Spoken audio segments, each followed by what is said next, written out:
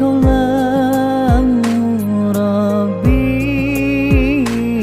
cahaya ilahi. Wahai Allah Rabbi, jaga guru kamilah pendosa yang harapkan cinta. Alhamdulillahirabbil alamin arrahmanirrahim. Iyyaka na'budu wa iyyaka nasta'in. Ihdinas siratal mustaqim.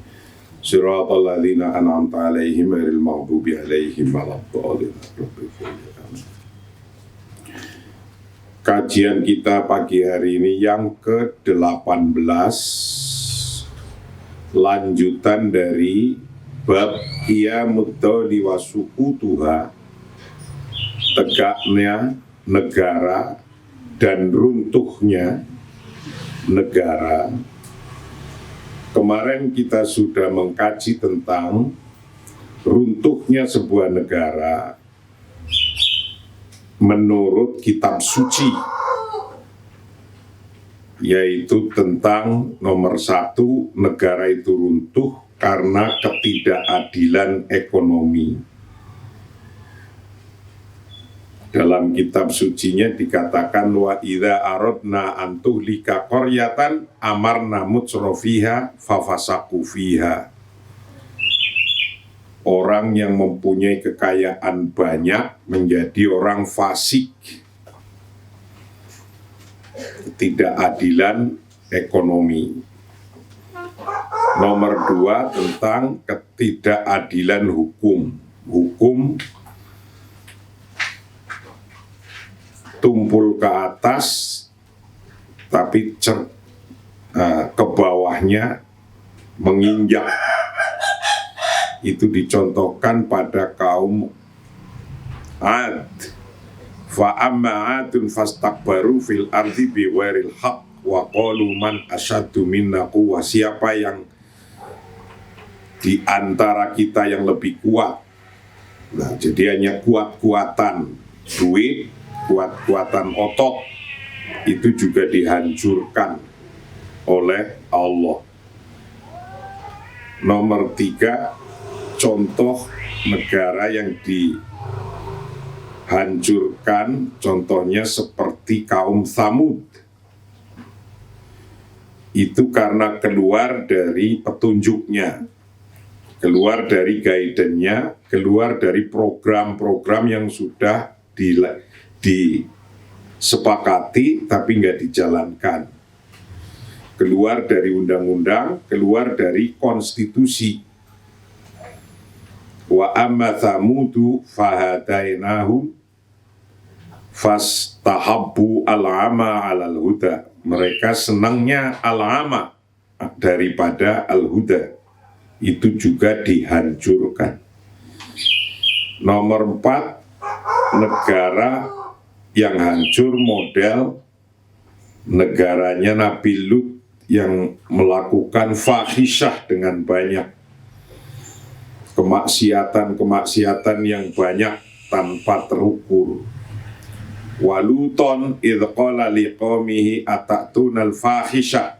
Jadi fahisyah. Nah, sekarang yang kita akan kaji tentang negara yang kuat itu yang kayak apa? Negara yang kuat. Kalau kemarin negara yang runtuh menurut kitab suci. Sekarang negara yang kuat dan negara yang runtuh menurut beberapa riset yang ditulis dalam beberapa buku dari para periset.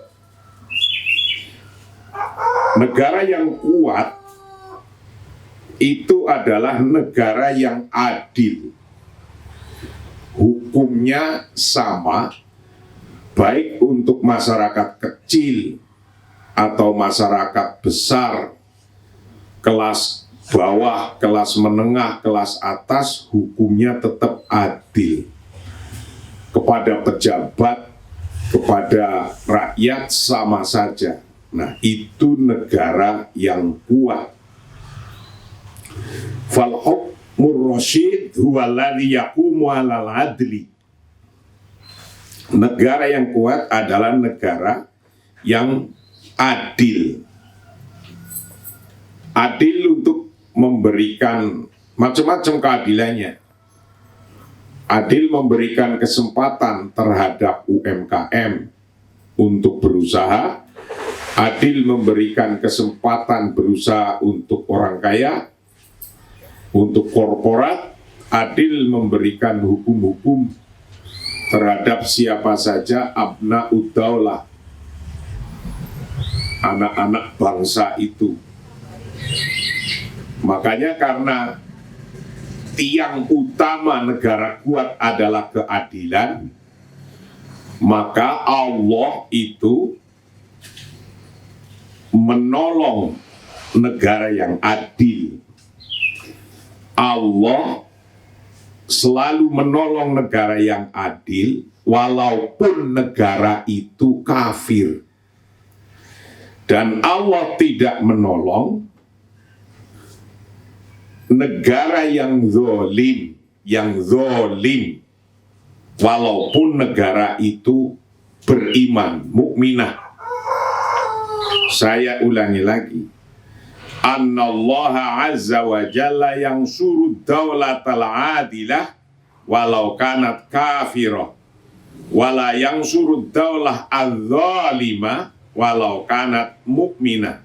Itu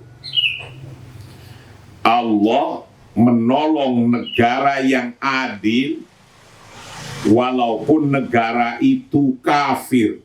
Negara kafir kalau adil berdiri dengan kokoh, ditolong oleh Allah. Karena tiang utama sebuah negara adalah adil, keadilan. Jadi bukan bentuknya negara kayak apa, tapi bentuknya negara, mau bentuknya negara demokrasi, mau bentuknya negara itu kesultanan, mau bentuknya negara itu kingdom, kerajaan, atau bentuknya macam-macam yang mana, itu tidak jadi isu utama. Yang jadi isu utama adalah keadilannya dalam sebuah negara. Makanya dalam kitab ini dikatakan Annallah, sesungguhnya Allah Azza wa Jal yang suruh daulah al-adilah. Allah menolong negara yang adil walau kanat kafirah, walaupun negara itu negaranya orang kafir. Wala yang suruh ad-daulah al-zalimah, Allah tidak menolong agamanya, tidak menolong negaranya yang zolim. Negara yang zolim Allah tidak akan nolong walau kanat mukminah, walaupun negara itu negaranya orang mukmin. Itu. Nah, yang semacam ini sudah bergerak dari zaman nabi-nabi terdahulu. Yang semacam ini sudah berjalan dari nabi-nabi terdahulu. Maka karena Allah tidak menolong pada negara yang tidak adil, walaupun negaranya itu negara mukmin, kalau tidak adil juga tidak ditolong. Maka model-model negara yang dirobohkan sudah jelas. Karenanya Allah pun menyampaikan dalam kitab suci, sunnatallahi allati qad khalat min qabl walan tajida li sunnatillahi tabdila. Sunnahnya Allah ini sebagai sunnatullah yang telah berlaku sejak dahulu, maka kamu, kita tidak sekali-kali akan menemukan perubahan bagi sunatullah itu. Itu dihancurkan ya sunatullah, ditegakkan ya sunatullah. Nah, kalau ingin tegak, maka cuma satu kuncinya, keadilan. Itu intinya. Nah, selain yang kita bahas kemarin, kita akan membahas tentang beberapa yang menyebabkan runtuhnya negara ditinjau dari beberapa riset-riset yang dilakukan oleh para periset. Wa qad hawala ba'du man katabu fi sya'ni daul au yubayyinu awamila istiqrari daul wa awamila inhiyariha wa sukutiha fadzakar ba'duhum anna man ahamul umur alati tu'ti ila inhiyari daul. Menurut para periset ada 5 hal yang menyebabkan negara itu runtuh.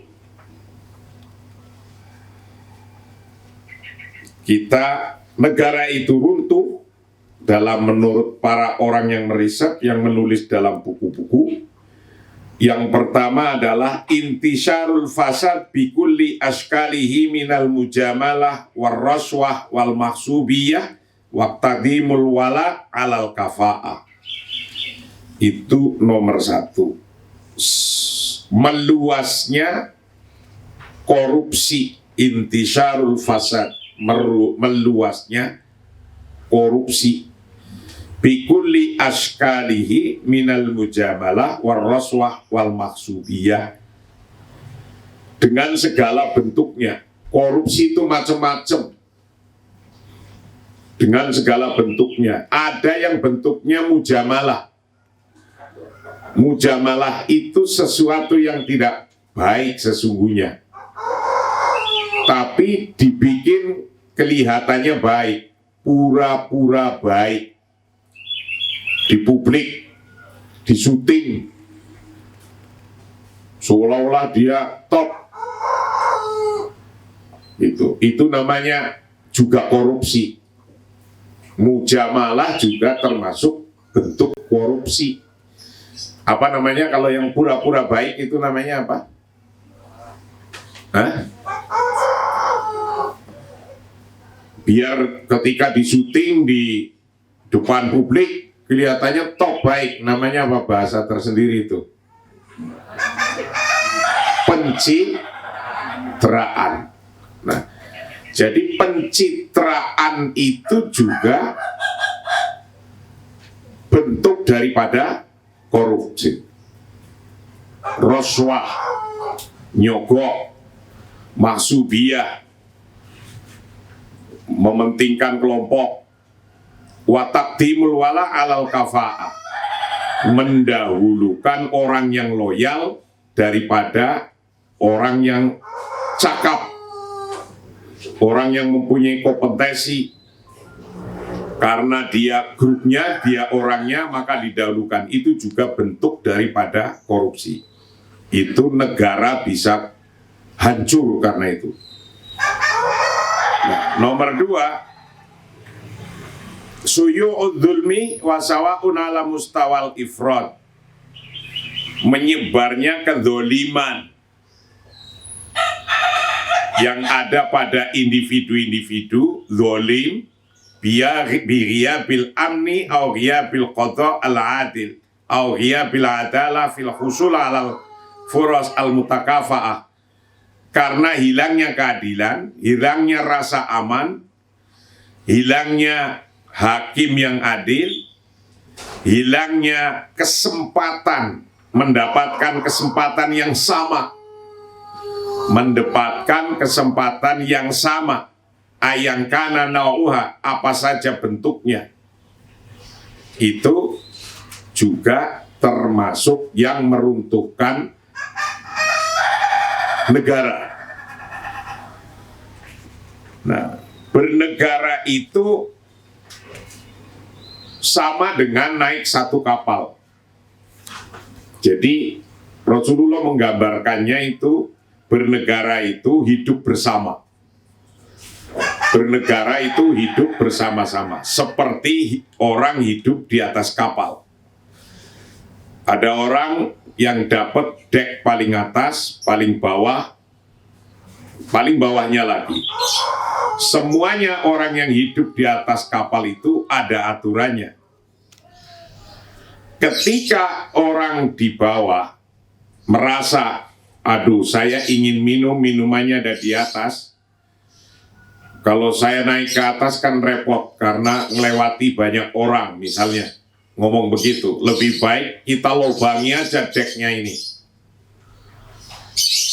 Kalau orang yang model kayak gini tidak mau susah payah, terus dia mau melobangi kapalnya, maka kapalnya ketika kena air bisa masuk air ke situ, hancurlah semuanya.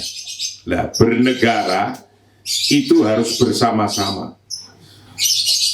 Maka Rasulullah menggambarkan dalam sebuah hadis, masalul qaimi ala hududillah wal waqi'i fiha kamathali qaumin istahammu ala safinatin fa asaba ba'duhum a'laha wa ba'duhum asfalaha fa kana alladziina fi asfaliha idza istaqaw fi minal ma marru ala man faqahum faqalu law ana harakna fi nasibina harqan walam nu'ti man faqona. Jadi kalau di kapal itu ingin melakukan sesuatu hanya karena dirinya sendiri, nggak memikirkan orang lain, itu bisa menyebabkan tenggelamnya semua. Kalau hanya memikirkan kebutuhannya sendiri. Nah, bernegara begitu sama, tidak boleh hanya membutuhkan keinginannya sendiri-sendiri, nggak bisa, karena kita hidup bersama-sama. Mari kita kaji satu persatu. Fal hukmur rasyid, bermula negara yang pemerintahan yang bagus, yang rasional, bagus. Bermula negara yang bagus itu alladzi yaqumu, negara yang didasarkan, yang berdiri alal adli, di atas keadilan. Negara yang berdiri di atas keadilan. Zalika, bermula negara yang berdiri di atas keadilan,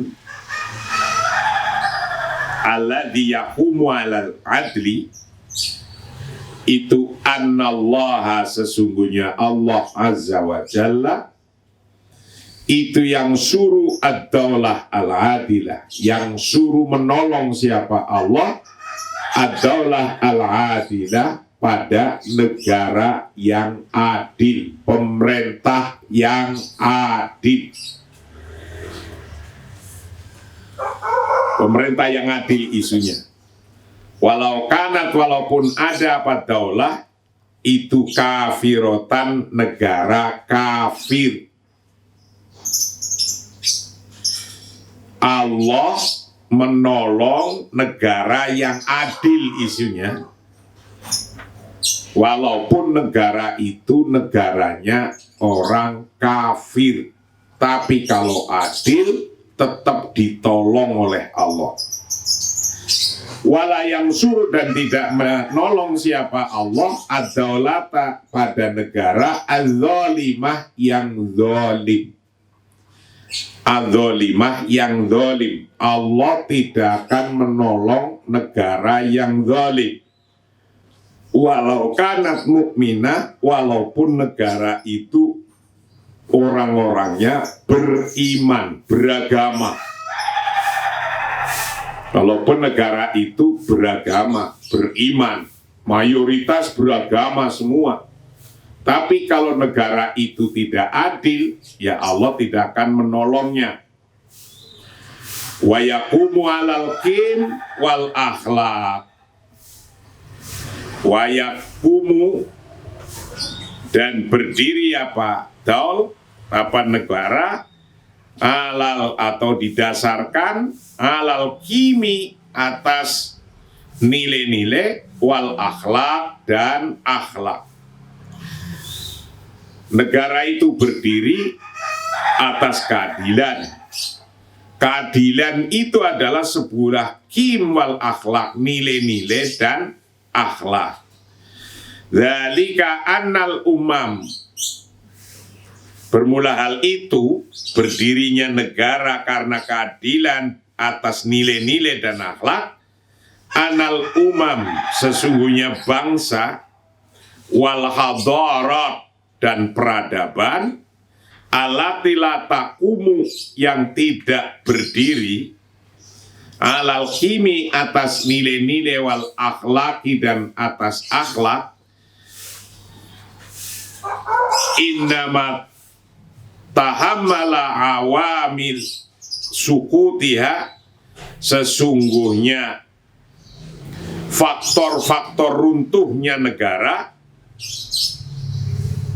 awamil, faktor-faktor sukutiha, runtuhnya negara, wa inhiyariha, dan jatuhnya negara, itu fi asli bunyaniha, pada akar struktur bangunannya negara.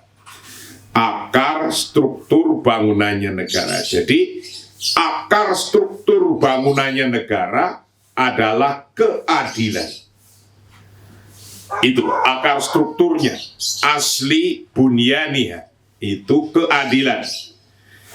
Nah, dalam keadilan intinya adalah al-qim wal akhlak, nilai-nilai dan akhlak.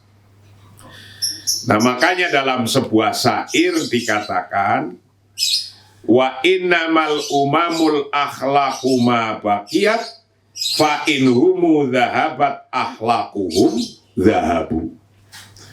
Wa innamal umamul akhlaqu ma baqiyat, fa inhumu dhahabat akhlaquhum dhahabu. Bangsa ini tergantung pada akhlaknya.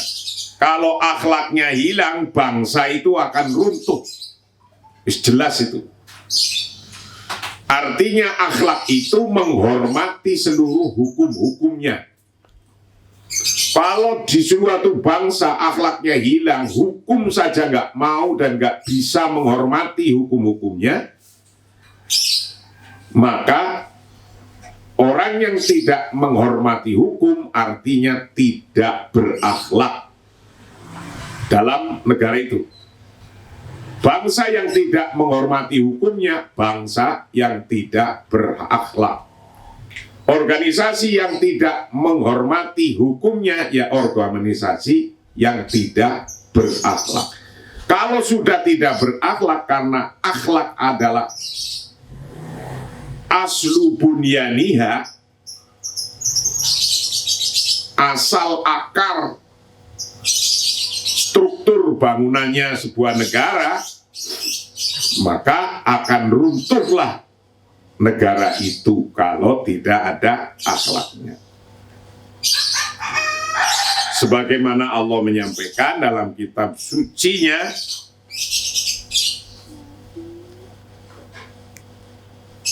Al-Fatih 23, sunnatallahi allati qad khalat min qabl walan tajida li sunnatillahi tabdila. Jadi Allah telah menyampaikan dalam kitab sucinya Al-Quran, sunnatallahi sebagai sunnatullah allati qad khalat, yang telah berlaku, allati qad khalat, yang telah berlaku min qabl, dari dahulu, dari sebelumnya, walan tajida li sunnatillah, dan Anda tidak sekali-kali akan menemukan li sunnatillah, sunat Allah, tabdilan, akan sebuah perubahan. Jadi sunatullahnya kayak gitu. Kalau tidak ada keadilan di negara itu, hancur negara. Kalau tidak ada akhlak di negara itu, hancur negara itu. Itu. Maka Ahmad Syauqi dalam sebuah syairnya, wa innamal umamul akhlaqu ma baqiyat fa inhum dhahabat akhlaquhum dhahabu. Sebuah bangsa kalau akhlaknya hilang, maka bangsa ini akan rubuh, akan hilang juga. Waqad hawala, dan telah mencoba siapa baduman sebagian orang, katabu yang menulis siapa man fi sya'ni dauli, dalam urusannya negara. Man menulis sebuah urusan negara, ayubayin untuk menjelaskan siapa man, menjelaskan awamilas tikrari ad-daul, menjelaskan tentang awamil, faktor-faktor stabilitas negara. Awamilas tikrari doli, faktor-faktor yang membuat stabilitas, stabil sebuah negara. Wa awamil inhiyariha, dan menulis tentang faktor-faktor yang merobohkan negara. Wasukutiha, dan menulis faktor-faktor runtuhnya negara. Jadi ada orang-orang banyak, para penulis, periset, menulis tentang faktor-faktor yang membuat negara itu stabil dan faktor-faktor yang membuat negara itu runtuh, hancur. Pada kalau maka kemudian menyebutkan siapa ba'duhum sebagian man, menyebutkan bahwa anna min ahamil umuri, sesungguhnya dari paling pentingnya hal-hal alati tu'ti, yang menyebabkan ila inhiyari daul, pada hancurnya negara. Alati tu'ti, yang menyebabkan ila inhiyari daul, pada hancurnya negara. Para penulis telah membukukan sebuah tulisan faktor-faktor stabilnya sebuah negara dan faktor-faktor yang menyebabkan runtuhnya negara.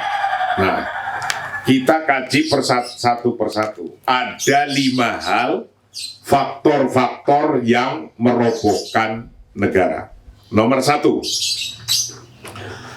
al-awwalu intisyarul fasadi bikuli askalihi minal mujamalati warraswati wal mahsubiyati wa taqdimil walai alal kafaati. Nah, itu nomor 1.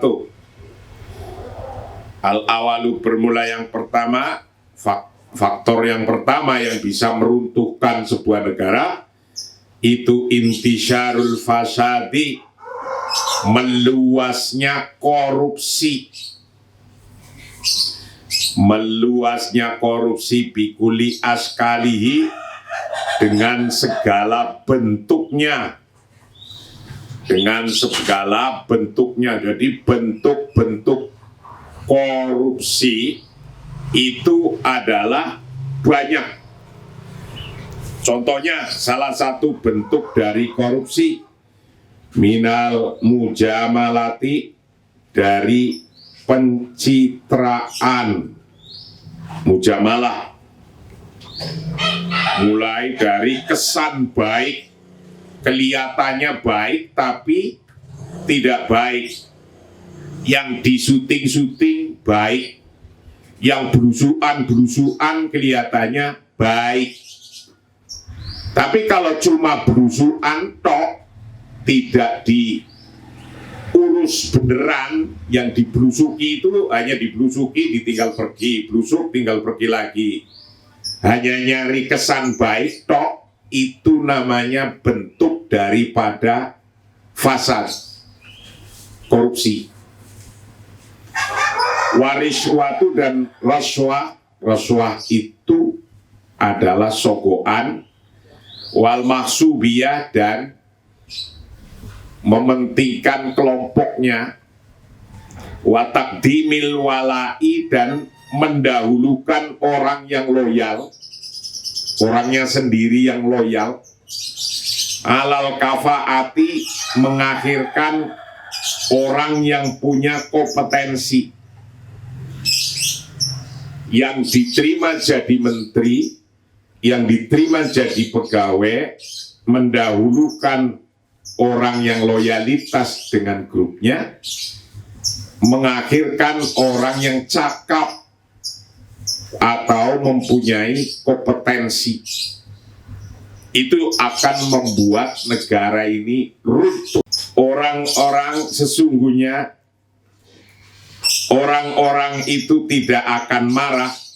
Layas kutu, tidak akan marah siapa annasu, orang-orang itu fi hayatihim, dalam hidupnya nas, min syai'in, dari atau tentang apa saja, min syai'in, dari apa saja, qadra sukhtihim, sebesar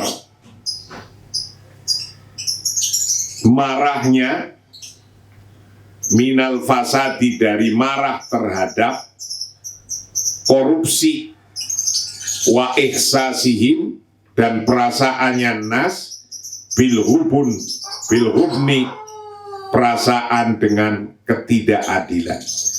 Kenapa negara itu kalau ada orang korupsi dengan segala bentuknya, dari mulai pencitraan, tapi faktanya tidak pas, tidak sama dengan yang pencitraan itu. Pencitraan itu juga dianggap korupsi, mujamalah korupsi, karena yang ditujukan seolah-olah baik, tapi sesungguhnya nggak baik. Contohnya belusukan-belusukan, tapi nggak diurus di belusukannya itu. Nah, kalau ada pejabat belusukan di tempat-tempat umum, coba besoknya lihat, atau sekarang setelah dibelusuki, atau setahun setelah dibelusuki, itu dikerjakan apa tidak?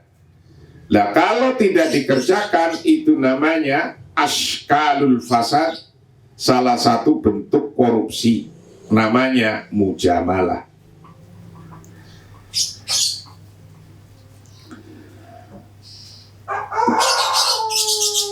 Manusia, orang-orang tidak akan marah, layas kutun nas fi hayatihim min syai'in qadra sakhatihim minal fasad wa iksasihim bil hubun. Tidak akan orang-orang marah pada apa saja, kecuali karena kadar marahnya itu rata-rata orang demo sebesar itu karena minal fasad wa iksasihim bil hubun. Rata-rata karena banyaknya korupsi dan karena perasaan mereka dalam ketidakadilan. Wa ikhsasihim bil hubun, ketidakadilan. Biasanya kalau sudah merasa tidak adil dan merasa banyaknya korupsi, itu demo tidak akan bisa dibendung. Itu umumnya di sebuah negara begitu. Ini risetnya begitu.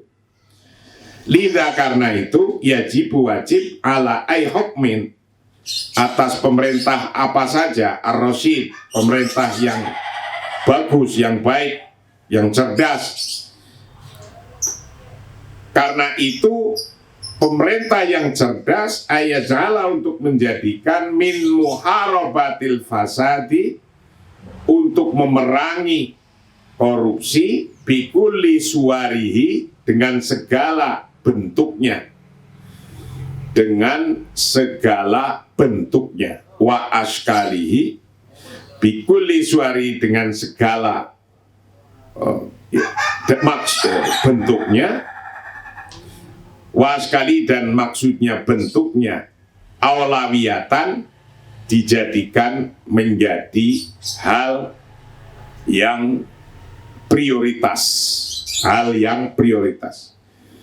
Kalau negara ingin tetap tegak, pemberantasan korupsi dalam segala bentuknya menjadi aulawiyah, hal yang prioritas. Wahwa, bermula pencegahan korupsi, ma'aro annana nasiru fihi bi khotai tabitatin warubama ghairu masbuqo fi waqi'inal misri ar-rahin. Wama wahua bermula menolak atau memerangi korupsi itu ma'aro sesuatu yang aku lihat, kata pengarang buku ini, kitab ini. Pengarang kitab ini melihatnya bahwa anana sesungguhnya aku itu nasiru fihi, aku melewati, melihat saat aku bergerak melewati fi dalam ma bihotai sabitatin, dengan atau pada kecepatan yang tetap. Kita ngelihat sepintas negara-negara, warubama ghairu masbuqo, mungkin ini tidak ada yang mendahului fi waqi'ina, dalam kenyataan kita al-Misri, negara Mesir ar-Rahin sekarang. Dia ngomong begini karena dianggap di antara negara-negara Timur Tengah, Mesir itu sudah lebih baik dari yang lainnya. Nah, maka pengarang dan penulis kitab ini menyampaikan begitu. Mimma dari hal-hal ja'ala yang menjadikan apa ma Misra pada negara Mesir tahasana menjadi lebih baik, apa mauqi'uha posisinya. Posisi negara Mesir meningkat, posisinya meningkat, tahasana meningkat, apa mauqi'uha posisi negara Mesir kathiron dengan baik, dengan banyak, fi majali muharabatil fasadi, dalam hal memberantas korupsi, wa tahqiq asy-syafafiyah, dan dalam hal